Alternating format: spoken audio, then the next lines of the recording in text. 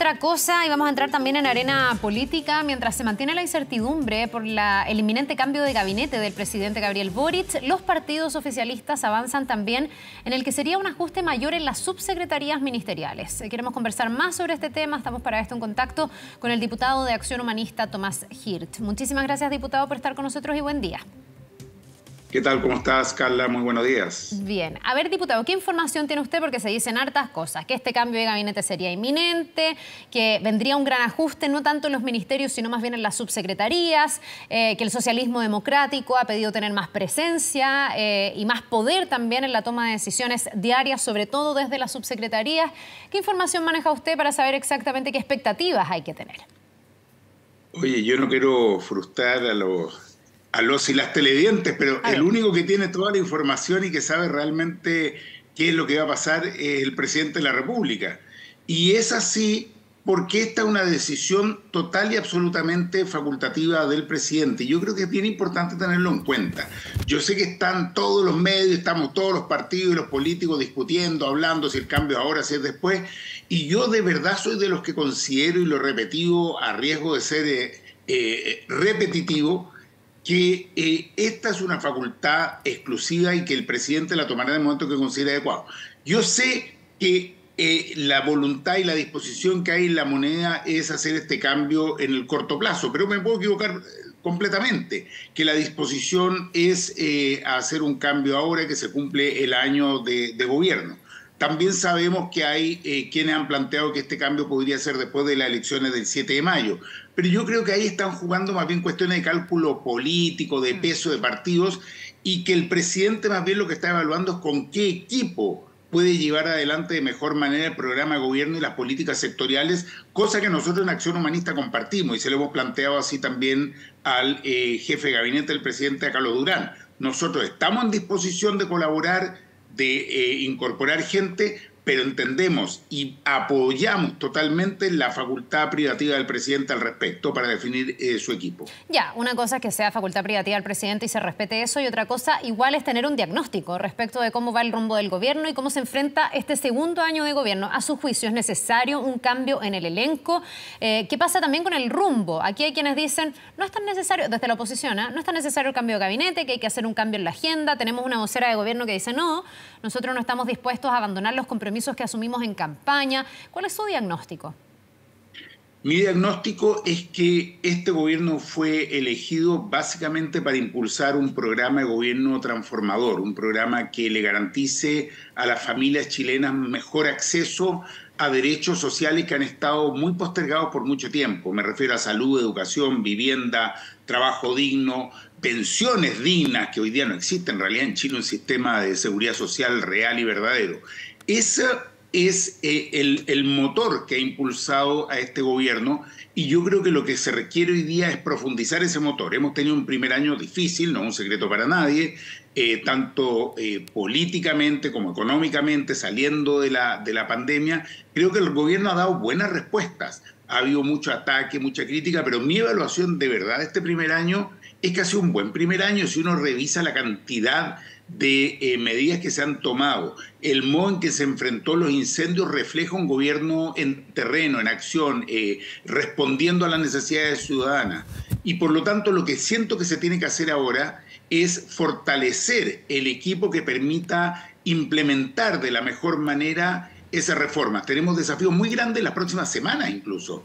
La reforma tributaria, que es fundamental para contar con los recursos necesarios, y en segundo lugar la reforma al sistema previsional. Pero hay muchas otras también avanzando, y el gobierno lo que necesita es ministras, ministros y sobre todo también un equipo de subsecretarios, delegados presidenciales que puedan llevar estas reformas a terreno, a la vida diaria y a las cuestiones concretas y prácticas de la familia chilena, sobre todo en regiones. Para eso sí es importante la evaluación de los equipos, y creo que el presidente también ha llegado a la convicción que requiere a nivel sobre todo de subsecretarías contar con un equipo que pueda implementar de manera mucho más efectiva las propuestas del gobierno. Ya, aquí no solo se trata de cambiar caras, me imagino yo. Esas caras obedecen a una fuerza política que puede también incidir en los énfasis que tenga el gobierno. Yo le decía cuando partíamos esta entrevista que se ha hablado harto de una presión desde el socialismo democrático para poder tener más incidencia en el gobierno. Y eso desde Apruebo Dignidad, algunos lo miran con un poco de alerta, piensan que a lo mejor eso es un paso hacia la moderación, se posa nuevamente esto del realismo sin renuncia, que en algún momento durante el gobierno de Michelle Bachelet también fue una de las consignas. ¿Cómo mira usted esa posibilidad de que el socialismo democrático tenga más protagonismo y que esas personas que lleguen generen otro tipo de pesos y contrapesos? Siempre estos cambios tienen que ver con los pesos, aunque siempre se dice que no, siempre hay un equilibrio y una evaluación de los pesos y contrapesos. En primer lugar, cuando el socialismo democrático se suma al proyecto de gobierno entre la primera y la segunda vuelta, y sobre todo al incorporarse a los equipos, lo hace a un gobierno en proceso en ese momento, que tiene una propuesta programática, que incluso es revisada en conjunto, es trabajada en conjunto, pero se suma a esa propuesta programática.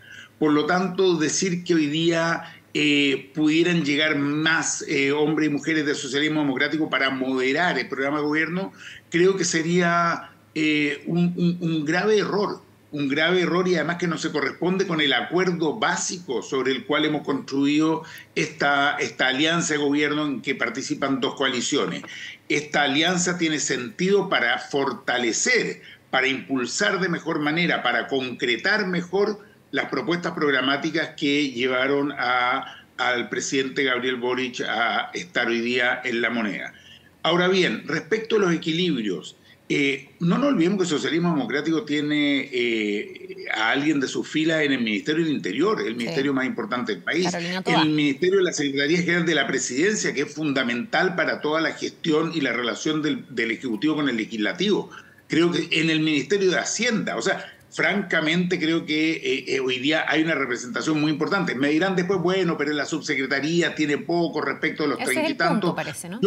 Sí, pero yo creo, con toda franqueza, está bien, es legítimo que ellos lo planteen, pero yo creo que también es legítimo decir que esta cuestión no puede ser una suerte de balanza permanente en la cual están midiendo cuántos kilos de acá y cuántos de allá. Esto no es una receta de cocina, esto es un proyecto de transformación del país. Te digo más. Nosotros como Acción Humanista somos el único partido, de los 10 partidos de las coaliciones, somos el único que no tenemos presencia en el gabinete ministerial.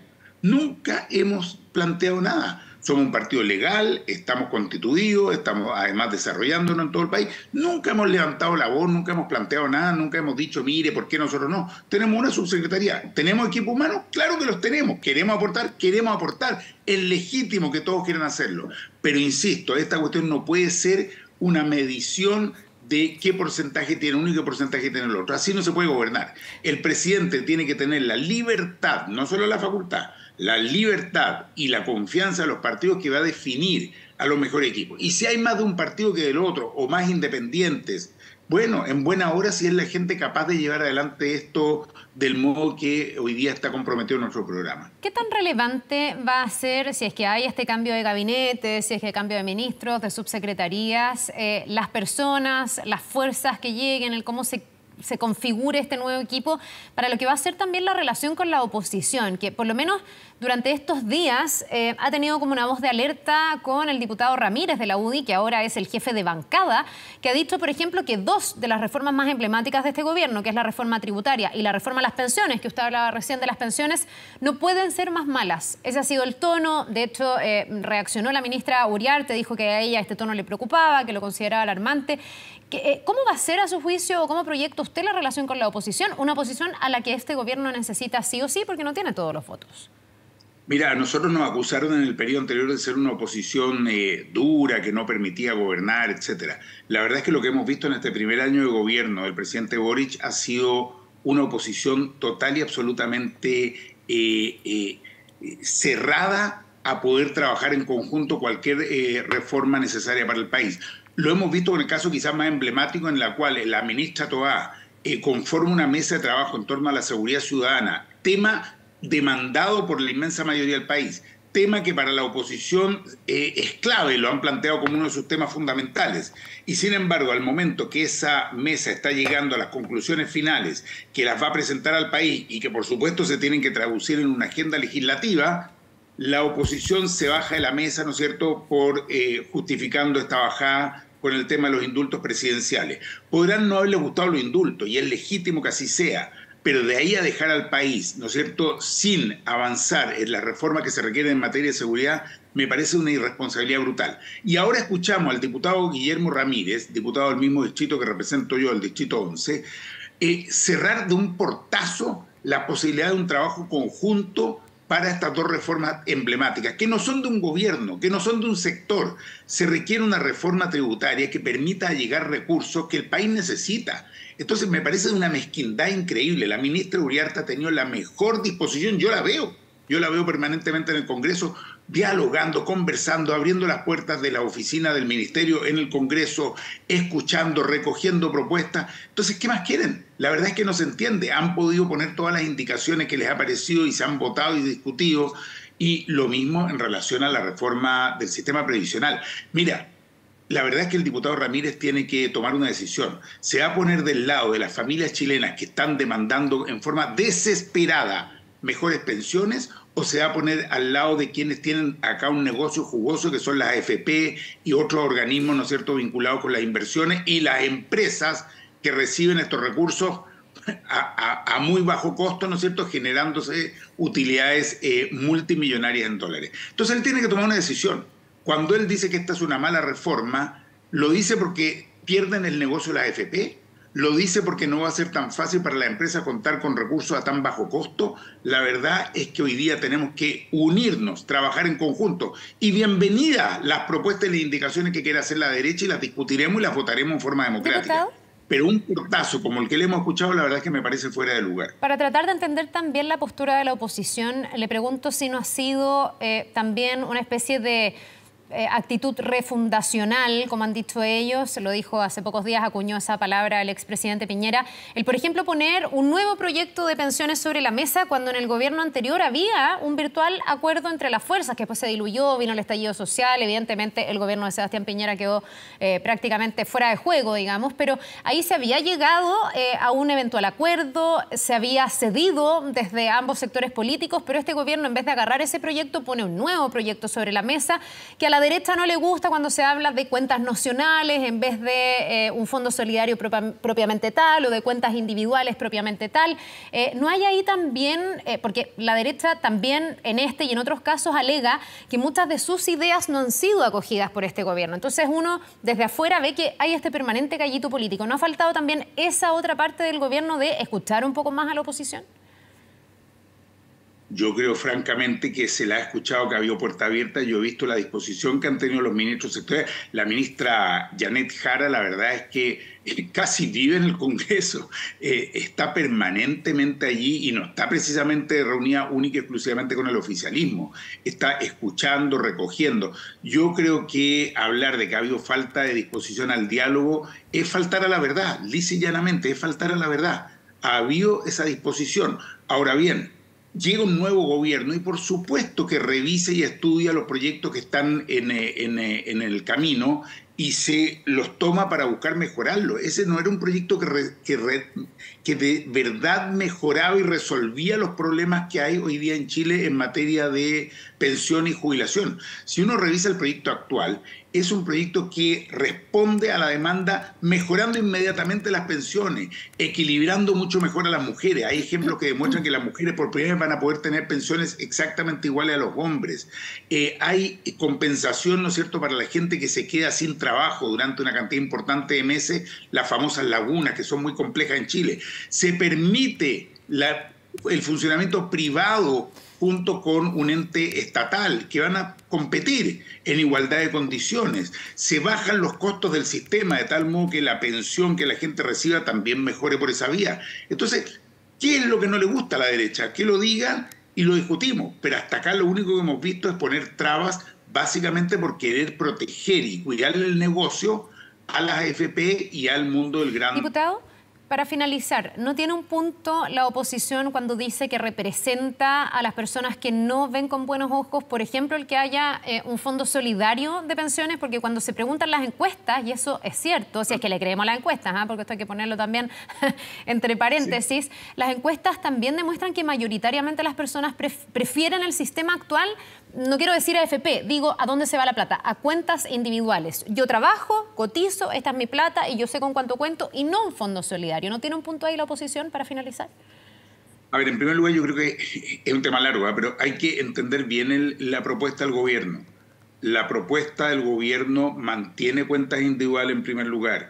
En segundo lugar, todo sistema de previsión, todo sistema de pensiones a nivel mundial tiene factores solidarios intrageneracionales e intergeneracionales, que es evidente. Tú buscas que las personas que han tenido peores trabajos, con menores sueldos, puedan tener una pensión un poco más mejorada y no caigan brutalmente en la pobreza. Lo que hace esto es equilibrar un poco. Mira, la parte que se reparte, y valga la redundancia, es muy mínima. Del 6% adicional hay un pequeño porcentaje que se reparte en función de cuál es el nivel de ingreso de las personas. A mí me parece que eso es de la lógica más básica. Acá hay un problema cultural, hay que decirlo.